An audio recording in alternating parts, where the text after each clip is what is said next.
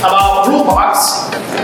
It's a new module that we've created at Ortus to implement a rule engine. So who here has used a rule engine before?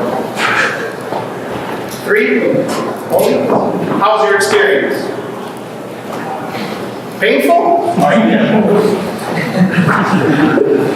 These are pain. All right. You too. Don't look at me like I'm not going to do it. And what's the other one? Somewhere there. Right. Proclaim your price. Alright, so rule engines are not very easy to deal with, right?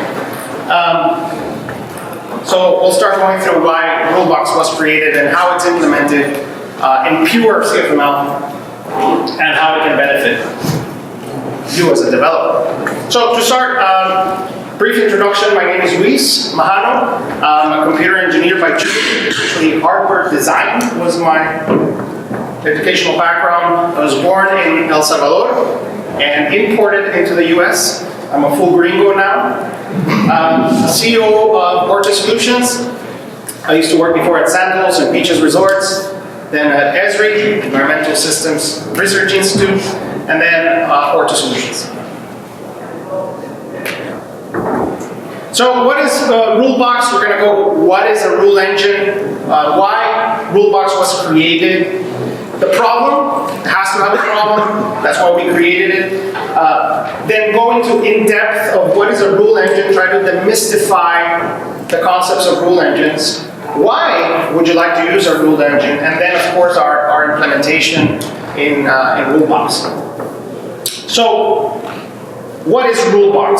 So RuleBox is what we call a modern and natural language rule engine. It was inspired by this Java project called RuleBook. So a very modern Java project using all kinds of cool features such as lambdas, functional programming, very awesome. And it inspired us to create RuleBox. And it is what we call the RuleBox domain-specific language, or DSL. And is modeled after given, when, then. So who here has used given, when, then when doing BDD testing? All right. So it would be very natural for you, done BDD, to create rules, and then for when you test those rules, you will follow almost the same patterns, which is really nice. So it's also dynamic. It's very expressive, very readable, and of course we want to make sure that we promote testing, so it's encouraging you to be testable and mockable. Very easy. It's in ForgeBox. You just say install RuleBox, and it will install as a ColdBox module for you. Now, why the creation of RuleBox? So there was a client of ours, and one of their deepest problems is that they were dealing with, of course, legacy applications. Who here is dealing with legacy applications in ColdFusion? Pretty much all of us, right? We love legacy. And it's plagued by if, then, else, right? You check out your source code, you'll see tons of lines of if, then, else, or switch statements. I mean, it's just the if, then, else's of hell. There's logic and data that's intermixed. It's really hard to test. Sometimes it is just impossible to test. Reusability is pretty much null. It does not exist. Right? And there's much more problems. So it can really shine with legacy applications. So we did our research for this. We kind of went through some of the major rule engines. There is really nothing in ColdFusion at all. There is minimal in the Java world. Some are extremely convoluted to work with. Until I actually found this rule book, and it was really inspiring. And after lots of caffeine, RuleBox has been born. So this problem, we're going to start looking at the problem first to see why you want to attach some type of rule engine to your applications. So the problem is that ever nesting of if, then, else logic. It can really be very overwhelming. The other approach is that when you write all these permutations of if, then, else, you're following what is called the imperative algorithms, or imperative programming. instead of functional programming. So we're going to start discovering the differences between imperative and functional programming as well. There is no separation between the logic and the data. I was investigating this in a system that had promotions. All the promotions were right there mixed with the logic, and they were commenting promotions off when certain times expired or certain things happened. So it was not nice, right? So logic is not easily followed, right? That's another indicator. Maintenance can be painful. Testability, okay? And of course it creates this domino effect that you can have a single if statement that can dominate your logic, right? So once you can address and discover the problem, then we can start delving a little bit deeper into, let's say, design pattern. So what is a rule engine? So a rule engine is an alternative computational model to the traditional imperative style of programming, which is traditional, you set a variable, you do a for loop, you do an if statement, right, all from the top to the bottom, right? You're really describing to the compiler how you want your source code to execute, right? So imperative is a sequence of commands. There's always state that you're creating, right? And state can be affected by functions that you call, or state can be affected by the loops that you're iterating with, right? Traditional programming that we've done before. So it will create this set of rules that will have a condition, right? And then if that condition is met, it will have an action. Very simple. Condition, action, and all this is based on data. So basically right now, just because of that line that you read there, number 2, that data is separate now. So the data should not be part of your logic going forward. So the engine will evaluate these rules in the appropriate order, right? So there is going to be some order. And then somehow there's going to have some sense about it. There could be a result, right? Or there could be some process of actions that could execute a single point in time. So sequence is not really a factor anymore of your programming. You're just going to tell the rule engine how things should be done. Okay? And your job is to focus on those conditions, to focus on the actions, right? And not how everything should be put together. Right? And we're going to start going deeper and deeper into this. So some of the advantages that we're going to start seeing as we apply these patterns is that we're going to start moving into functional programming. Right? So who here has been doing some type of functional programming? Good. So we're going to start seeing a lot more functions used, first order functions, right? We can return functions, we can pass functions as arguments, right? We can use maps, we can use reduce, we can use all kinds of different permutations of working without no state, right? We're not declaring variables. Speed and scalability is going to be a big benefit now. We're going to be able to understand these rules because we're going to be able to actually name the rules. And what we want is to decrease that maintenance and increase our encapsulation, right? We don't want all this logic everywhere. We want it nice and tidy in a nice little rule. And we can have that, finally, logic and data separation. So, before I bore you with the lecture, we can move forward with when. So, remember the problem, right? When there's logic and data intermixed, when maintenance can be painful, when the logic is brittle, when the logic is changing very often, right? Or if you see a 500-line if statement, that's an indication, okay? Now, remember, this is just another tool. You can use it at your discretion. Don't think that you can create rule engines for everything in your life, but just another tool for your arsenal. So that's the when. Let's discover the how. Okay, so we're going to get now deeper into how these, especially RuleBox works. So let's look at this example of a clown alarm system right here. You can see that the facts are laid out here, right? When we have a quantity of clowns of 10, right? Then we get into rules, right? So we have certain conditions. If we have clowns that are more than 5, or the clowns have knives, then we need to call an axe cop, right? That's our action right there. So we start following that some facts are going to affect some conditions, and those conditions are going to then trigger certain actions. Right? Here's another example, a little less violent one. Shirts, you have 10. But you have rules that if you have less than 15 shirts, then you can create an order. And you can start thinking about in your brain how these rules can be applied to your different systems.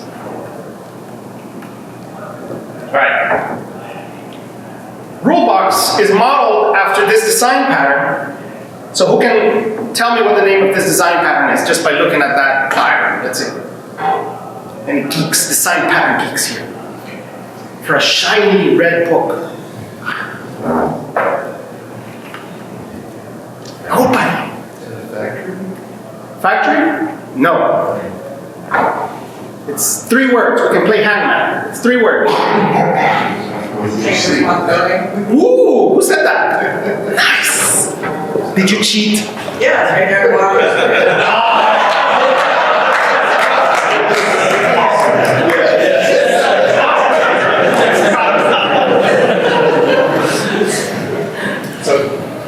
Chain of responsibility. Yay! You should refer to as core. So the chain of responsibility is a design pattern. Okay? In RuleBox, we apply it, right? That you're going to define rules inside of the rule book. Okay? The facts are going to flow from the client into the rule book, right? And then each rule is going to be processing the facts and then determining if the next rule can be executed, and the chain of responsibility will be flowing down until there are no more rules to process. Okay? So the rule books are going to control the results or the outcome of these chains. And every rule will have a condition. Okay? What is going to happen? It can have an exception. So this is nice because instead of having positive logic and negative logic within the same if statement, how many times have you done if this, but if and not this, right? You can break apart the positive and the negative logics. And then you can produce several actions that will occur if those conditions are actually valid. Okay? So a process or a flow could be something like this. You install the package, then you're going to create RuleBooks, okay? Which inside you're going to define these rules, which are the whens and the thens. And then you're going to run the RuleBooks on the rules with the given facts. And then afterwards we can process results if there are any results. There could be no results. Okay? So that's the flow that we're going to follow.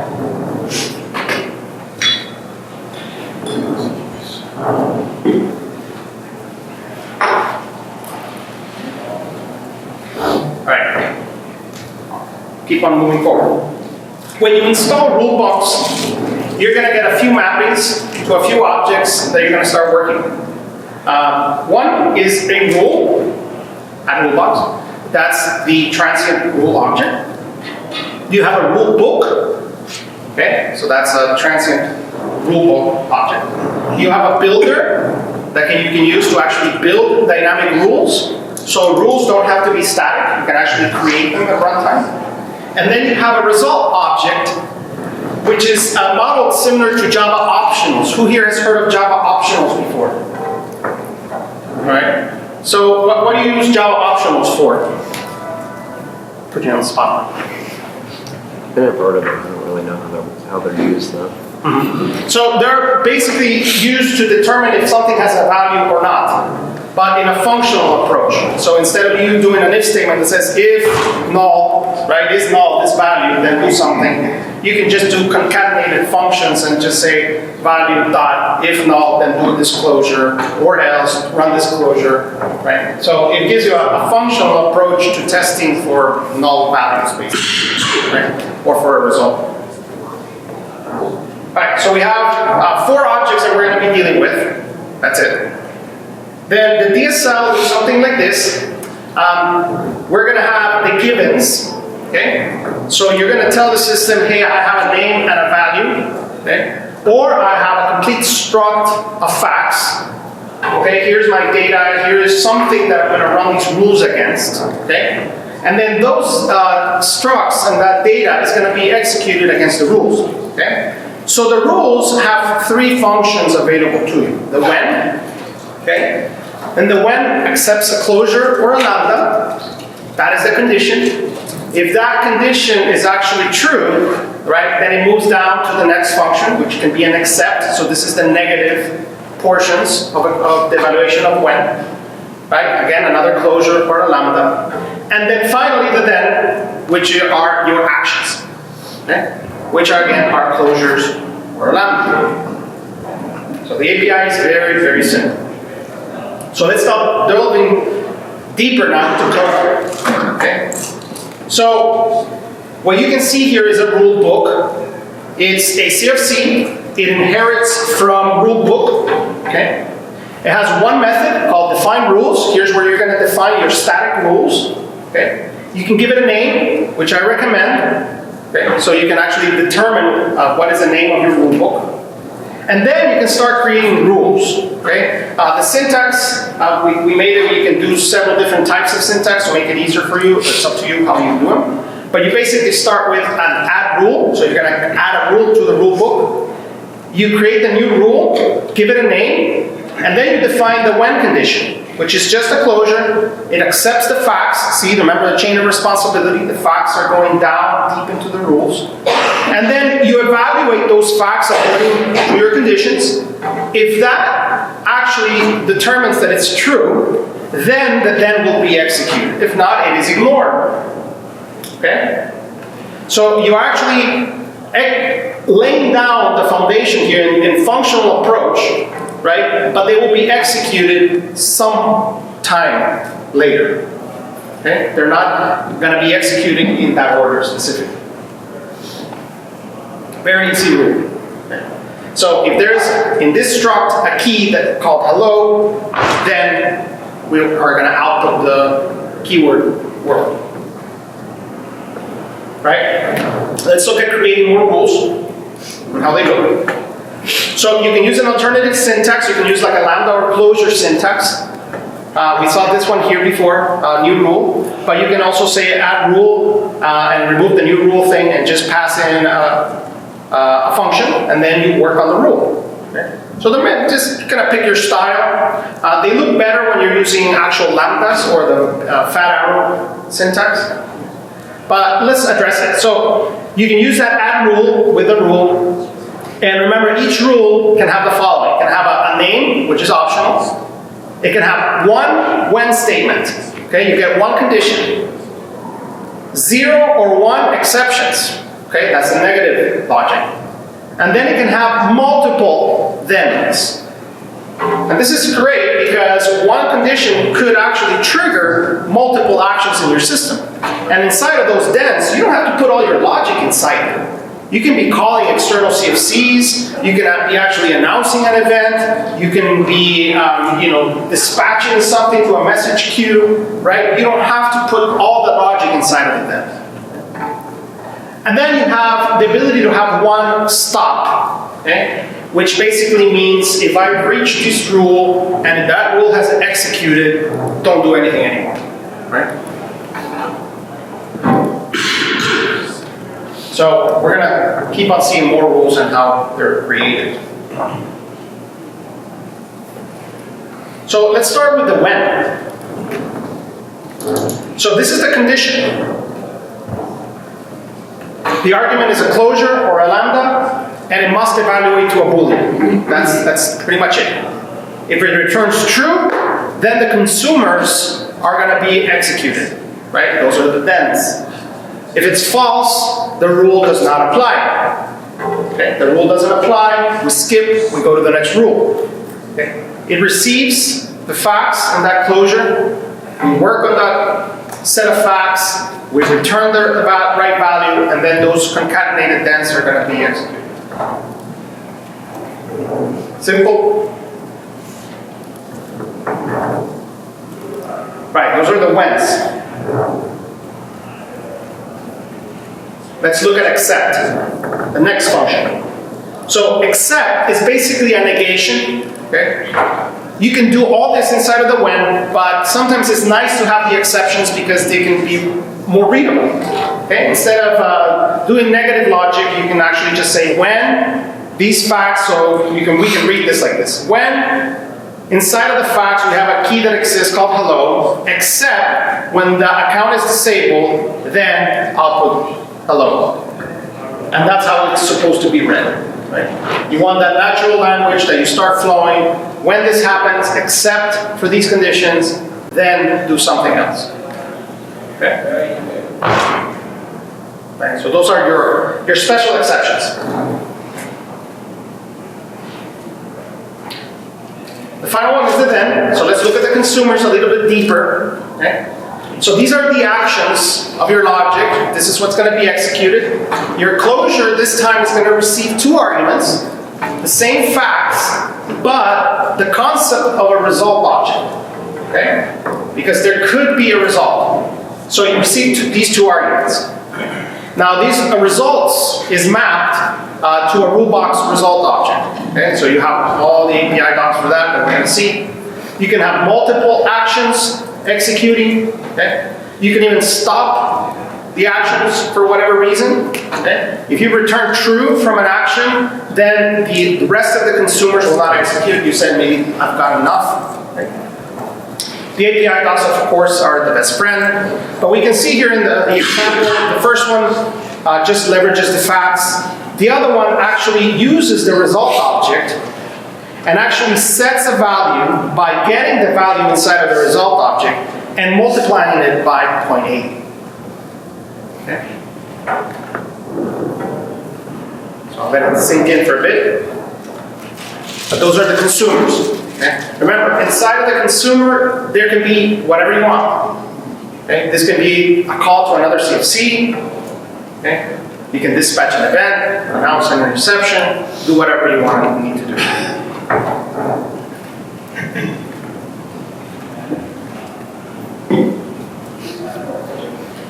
Stopping the consumers, like I said, it's very easy.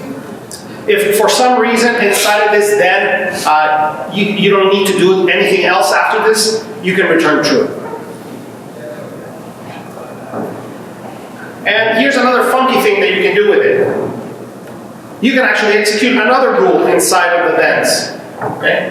So if you wanted to do nesting, you can. You can call another rulebook and say, if I hit this set of rules, then I want you to go execute another rulebook. Right? So nothing is stopping you from being creative in that approach. Question.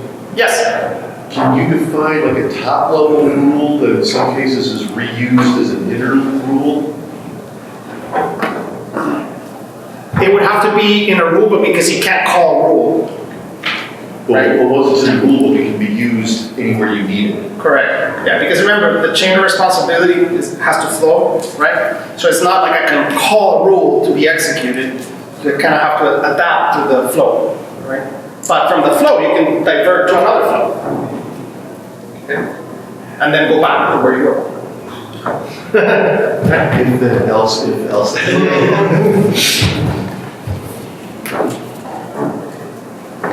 All right, so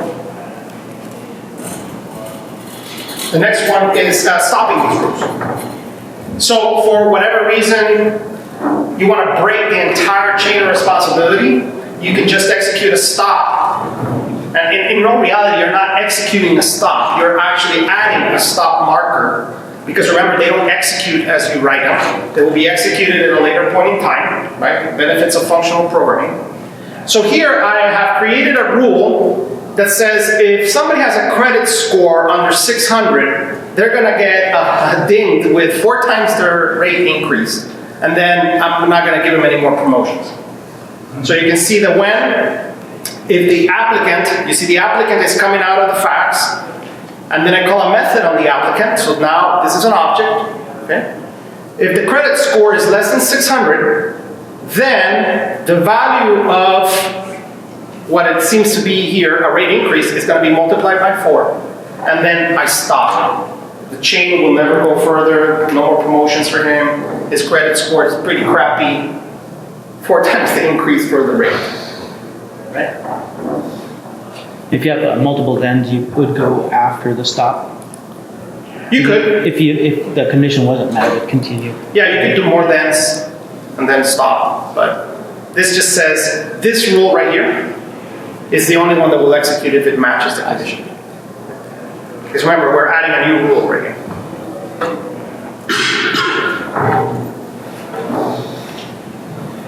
Now, let's explore this result object a little bit further. So the result object, like I said, it models the Java optionals. It basically, you seed it with a default value if you want.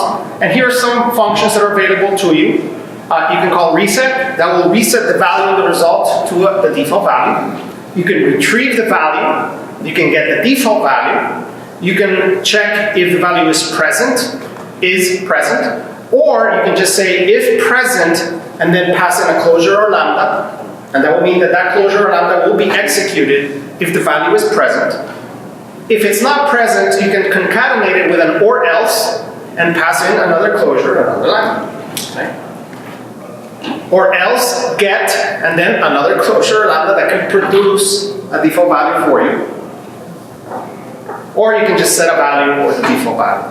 So the idea is for you, when you read this, that it will be concise, it will be readable, and you can adapt the if, else in one single shot by ways of closures or functional programming. Right, so that's the result object. So let's go and actually build a lone rule engine. Okay? We're going to try to build a few rules, and this is actually what we use to actually build RuleBox. This is all part of the test suites, so you can check it out. I'll show you where to go later and how to quickly get started with this as well. So here is a nice little rule book. Okay? So here's the rule book. I'm defining my rules. I've defined 1, 2, 3, 4 rules. Okay? We can read them. The first rule is the credit score. Right? You can see here that I'm giving them a name. So when I say new rule, here is the name of that rule.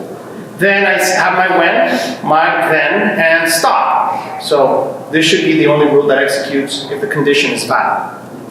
The next one is if my credit score is between 600 and 700, they're going to pay a 1-point increase. Okay? So you do your fact checks, and if that is okay, then you move forward into the then. Then the next rule is if the credit score is 700 and they at least have $25,000 cash on hand, then we can apply some different permutation on that rate. And then at the end, we can also say if they're a first-time home buyer, we're going to give them a 20% off the rate just because this is the first time they buy their home. So we can say if the facts include as a first-time home buyer, then we give them that discount of 20%. Okay? So you can see that the chain will go and flow unless it's stopped. Okay. Any questions on the small little rule book here? So the last one, you don't have the... Sorry. All right, sorry about that. Yeah, the last one, you don't have the exception on there because it's not going to run, right? Because if they have a credit score less than 600. If this is false, then it will never run. But it would never get to that one because the first one... Oh, this one you mean? Yeah, it would... Yeah. If you hit this one, that's it. These other promotions or these other evaluations won't execute. Yeah. So they execute top down always?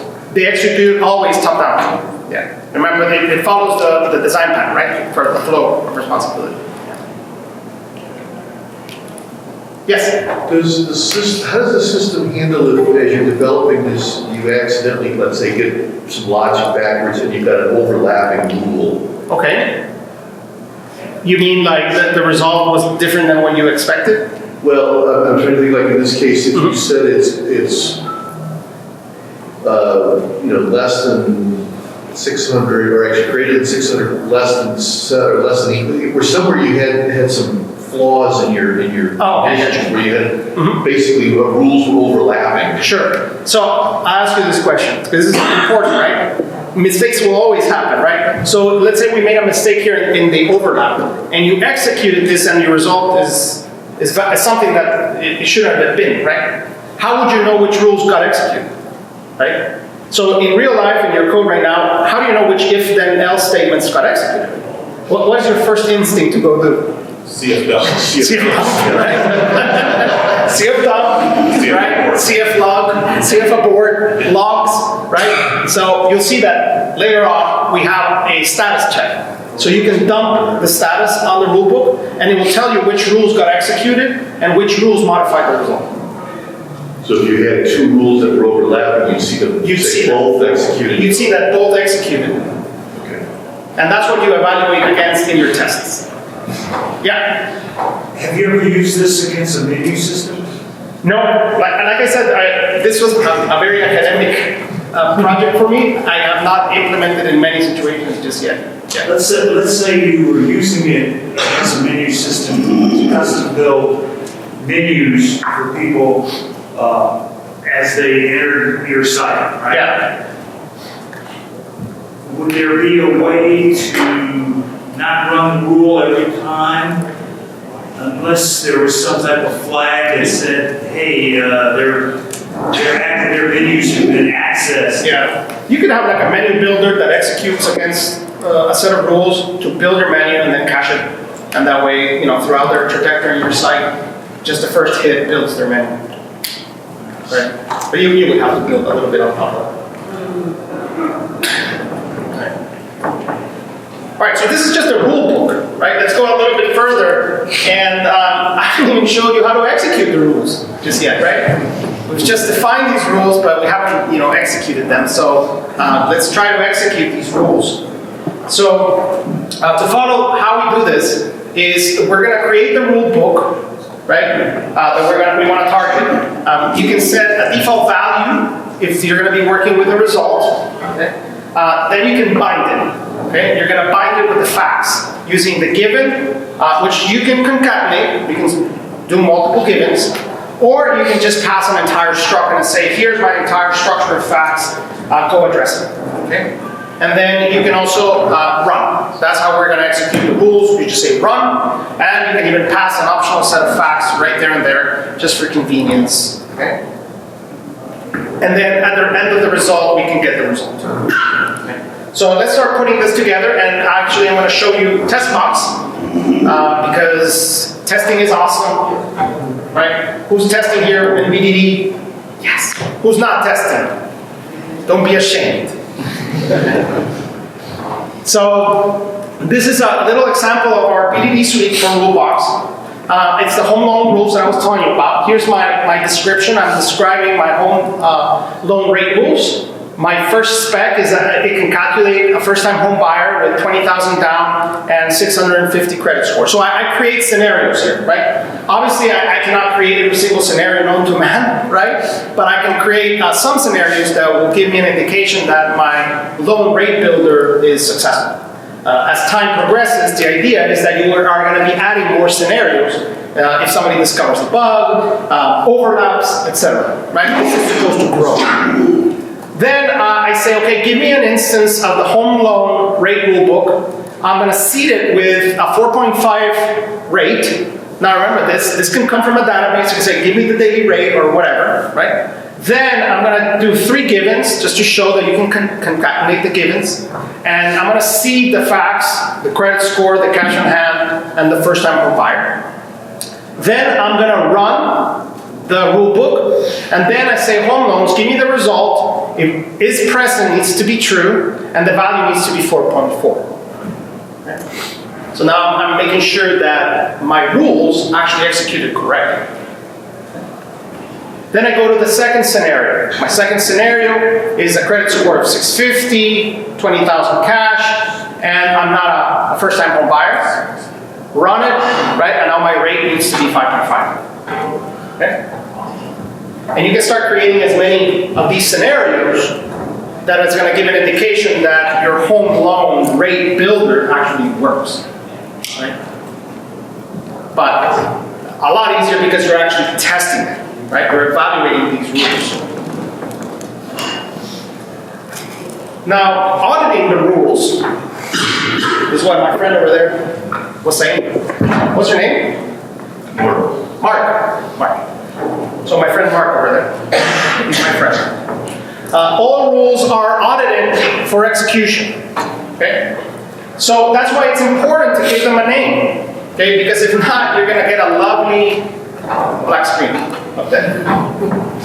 Okay, go back. You're going to get a lovely UUID, okay, which it's not, it's going to be useless.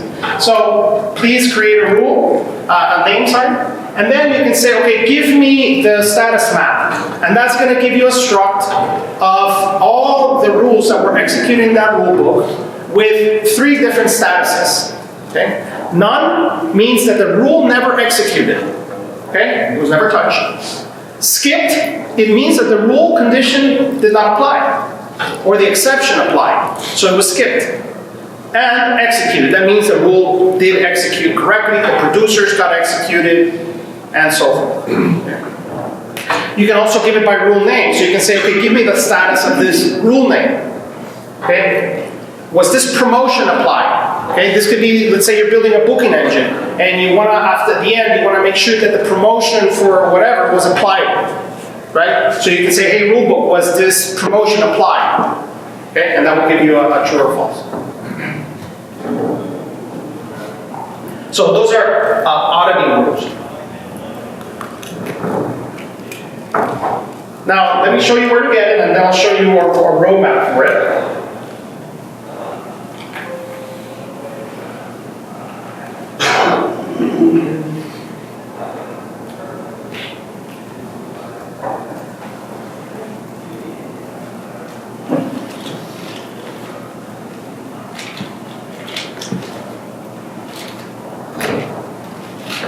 Alright, we're mirroring. Alright, so in ForgeBox, okay, you can get it there in ForgeBox View RuleBox, and it'll go through it. It's really well documented. Okay, you know I love documentation.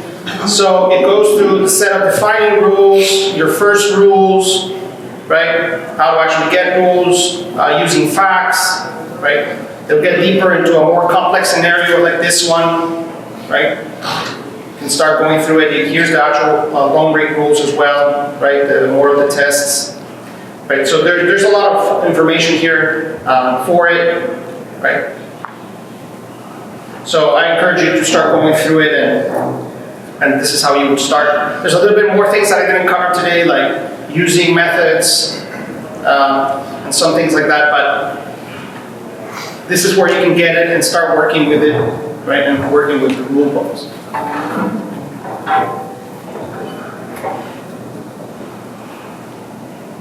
In the source code, you will find the tests. You can see this. And the test harness,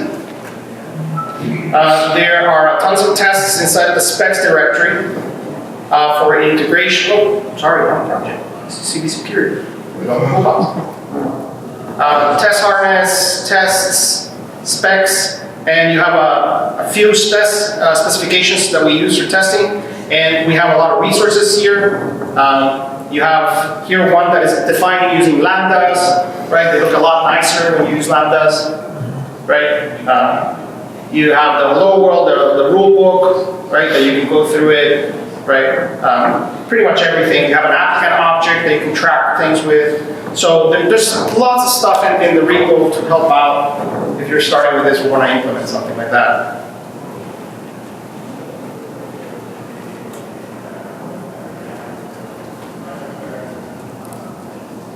So before we get into questions, just a little roadmap of this. It's really still in infancy. Like I said, it was started as an academic, like ColdFusion needs a rule engine. I really need feedback. You know, people will start applying it, implementing it, staying true to simplicity, more focus on functional programming, ways to make it a little bit nicer so you can declare things, less verbose. The status visualizer, I think, is important to create. So we want to build something where you can pass the rule book and it will give you a nice UI and tell you all the rules that were applied for whatever reason, even nested rules. The ability to create rules dynamically from a database or a storage situation like JSON or whatever, where you can actually store your rules in some type of permanent storage, and then those rules will be inflated into RuleBooks. And of course, more samples, but still in infancy. I don't think I have a year in this yet, but that's it. This is RuleBox, how you can start applying a functional approach to rule engines in your ColdFusion applications. And it actually works in CF11. So if you're in CF11, it still works. Okay. I won't vouch for it, but it still works. Do you have an example of a lambda? Of lambdas? Yeah.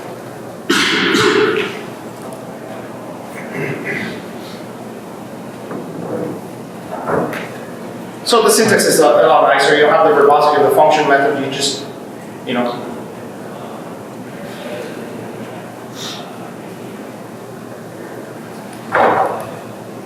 it's just using the traditional big fat arrows. And actually the big fat arrows now works on Adobe 2018. So the latest patch, the latest update, introduced them. So if you're in Adobe 2018, now you can do lambdas as well. Now not to be confused with Java lambdas. Okay. Java lambdas work on the concept of purity. That means that in our case, they're just called lambdas, but they're not really lambdas. They're closures. It's just a syntax to declare them. In Java, when you define a lambda, the lambdas cannot access their outside world, just like closures, which they can access their outside environment.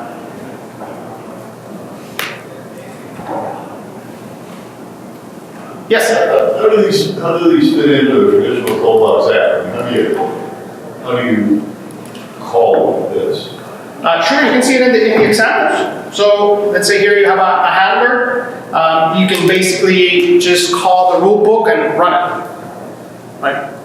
So if I'm inside of this handler and I have a rule box somewhere here, you would basically just get access to that rule box, give it the data, and run it. So same way, or you can call a service. Right? Inside of the service, you call whatever rule book you want as well. So you really don't need ColdBox, do you? You know what? Not really. The only thing it uses is WireBox for it. You can try it. Again, I won't vouch for it, but you can try it. Yeah. Can you call just a subset of the rules from your rulebook? Say it again? Can you call a subset of the rules in your rulebook? So when you define your rule book, you want to define different rules, is that what you're saying? Yeah. And then only run, if you wanted to, only run a portion of them. Well, you would have to be creative because remember the chain of responsibility dictates that the rule will go from the top to the bottom, right? So how you assemble that chain is really up to you. You almost have to have a rule that said, do this, use this, else. Yeah. Just don't go nuts because then we're back at the if then else complexity stage. So, I mean, that's why I say always try to stay true to simplicity. I know it's difficult sometimes, right? But at least you could try.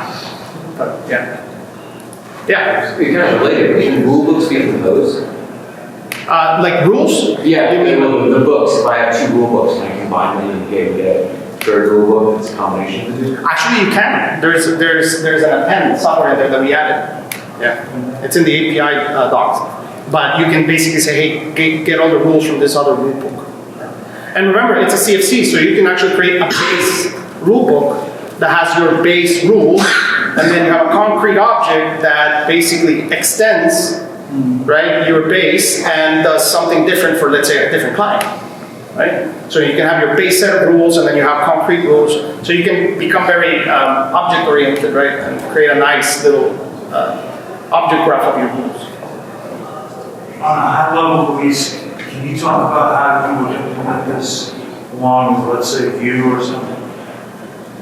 On the view? On Vue.js. Well, remember, these rules just execute and the output is a result. So, if you're building an API, you probably are just going to be returning the result, right? So you can grab that result and send it to Vue. You can even grab the result and the status map and send it back. So you can even, in Vue, present which rules got presented. So you can say, okay, like a booking engine. I always go back to that because I did that for samples for many years. We always had an issue of what promotions were applied to this booking. right? So if you had something like this and you have like a view, I call the API and say, here are the details, it gives me my result, and then it gives me which promotions I apply.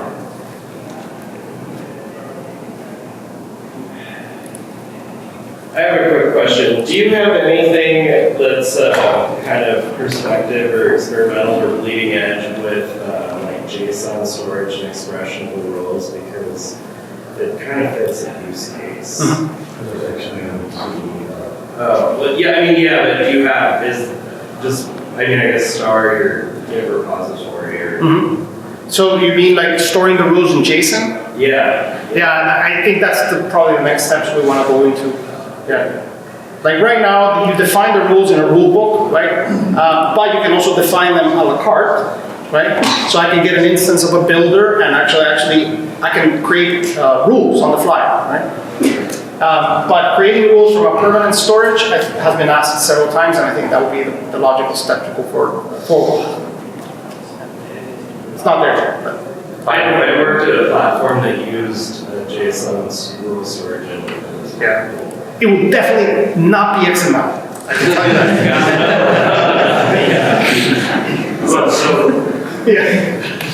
So JSON, yes. Yeah. Even implicit ColdFusion structs, structs and arrays that you could define too.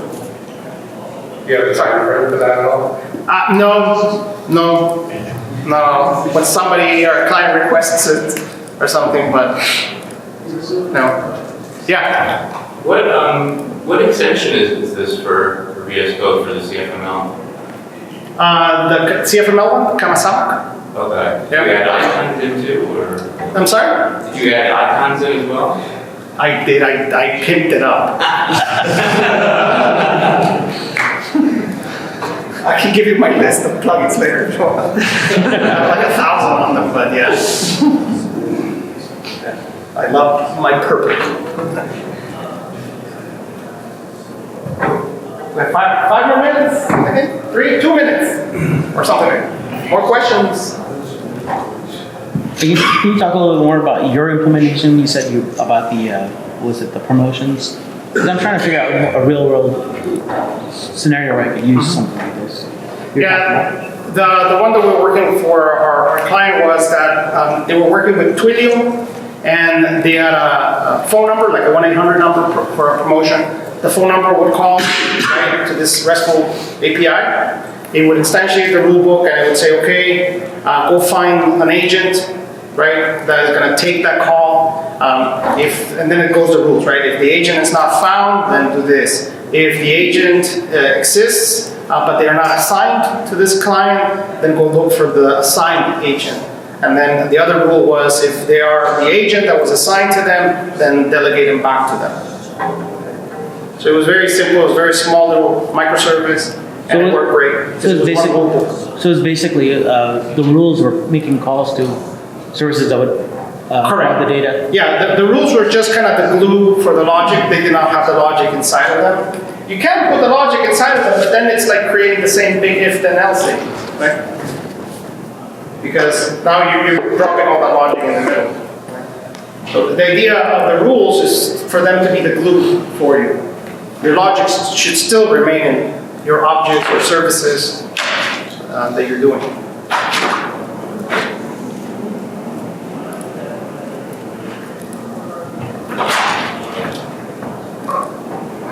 I finished early.